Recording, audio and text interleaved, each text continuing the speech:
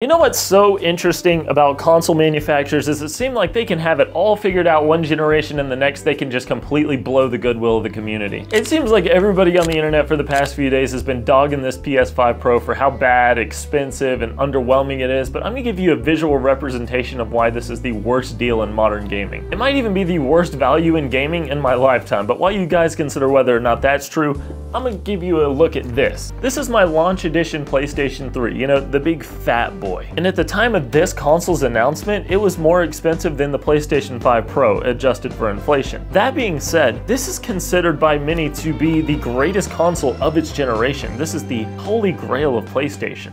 But why is that? Well, to find out, you gotta go watch my video on it. But if you don't wanna do that, I'll give you the cliff notes. See, basically, while this console was considered prohibitively expensive, it was also considered to be very over-engineered, almost to a fault, almost to points that seemed unnecessary. This bad boy was packing 3 generations of PlayStation. PlayStation 1, 2, and 3, all on the motherboard. Then you could play DVDs on it, and Blu-ray movies on it. And if we pop open the little lid here, well, what do we have there? Card readers, you know why that is? Because you could also run Linux on this thing. It was basically a full-fledged computer. It was also a $600 or $700 computer that nobody had money for. But despite being so expensive, this thing was feature-packed. And I think it's widely considered that the PS3 and 360 generation is one of the greatest console generations in gaming, because it was almost like you could have your cake and eat it too. What I mean by that is 99% of the time when you bought a physical disc and popped it in here, it just worked exactly as it should. You didn't need any game patches, you didn't need to install it to a hard drive, you just put it in and it worked. That being said, this was also the generation that introduced online storefronts, so while you could buy your game physically, you could also get DLC, game patches, updates, and you could also just buy the games online if you wanted. That, coupled with the fact that you had studios and publishers wanting to make some of the most innovative and exciting games possible for this new generation of gaming, made it one of the most exciting generations ever. Even when it was really expensive, you got an incredible value for your console. Now, I could go down the list of all of the things wrong with modern gaming and where things started to change, but I'll just cut to the point. We all know how modern gaming is. My beef with the PlayStation 5 is that it is an awful value in pretty much every single way. First off, you got the price. This is a $700 console. Console gaming was always considered to be significantly cheaper than PC gaming. Sure, you don't get all of the flexibility of PC gaming, but it's a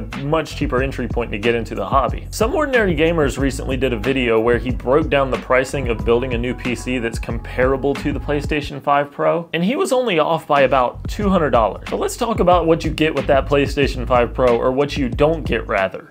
A disk drive. We can argue about the semantics of what a pro console is, but I think it's pretty widely considered that if it's a pro console, it's for the enthusiast. This is for the person that wants to get the most out of their platform, and one of the ways you can do that is by using physical media. You gotta buy the disk drive separately. So by the time you get the disk drive, you're in almost $800, or you are in over $800 after tax. So we're getting real close to that $1,000 mark, that PC territory. I still play modern AAA games on my laptop from 2020, and you can pick this up for like $600-700 used now. But what about those pro features? Well, if you're a pro gamer that wants to buy the pro console, you're probably wanting to play competitive games at the highest frame rate. Some Ordinary Gamers mentioned something interesting again. There's no official spec sheet for the PS5 Pro, but one element that they conveniently left out when talking about the console is the fact that they aren't bringing up a new CPU. And if you're wanting to push higher frame rates, that typically demands a stronger CPU. So if this is a console where sure, you can push the ray tracing and the resolution a bit more, but you can't really get high frame rates out of it, what's the point? Of course, this is semantics and speculation to a certain degree until we actually see what the specs are, but I definitely think that's something to consider. I think people arguably would be buying this thing to play a game like GTA 6 at 60 plus FPS. I think it's pretty likely that GTA 6 is going to be running at 30 on modern consoles, but again, speculation. But if you're the pro gamer that wants to get the console that gives you the best graphics and the highest frame rate, you're not going to be playing a lot of games on it. I don't know about you guys, but in my opinion, this has been a very underwhelming half a decade for these consoles, both PlayStation and Xbox. I got a PS5 when I got GT7, and shortly after, I just sold the thing. Sure, there's a few games on the PS5 that I'd like to play, like Astrobot and Stellar Blade, but outside of that, there's just not a whole lot of exclusives interesting me, especially not to go out and buy a $700 console. Unless you're somebody who has money burning a hole in their pocket or a content creator that does this for a living, I can't really see any idea why you would buy this thing. This is possibly the least exciting thing I've seen in the past decade just for gaming in general. So I'm working on some video stuff for this ROG Ally that I just picked up for 250 bucks. This has a Z1 Extreme in it and I can play modern AAA games wherever I'm at. I could run Black Ops 6 on this thing. I also used the ROG to edit this entire video because it's literally a computer. Subscribe for more ROG content. And somehow this is far more exciting to me than anything PlayStation is doing with their console. I'm kind of feeling like we're getting to a point where pushing games at a higher frame rate and more ray tracing just isn't that impressive. I find it far more impressive to play some of these graphically demanding games on something that I can fit in the palm of my hands. I just find consoles to be getting less and less exciting over the years, you know? Not only are they getting less exciting, not only are the exclusives not as enticing, but now they're taking features out of it like a disk drive, and then they're calling it a pro console?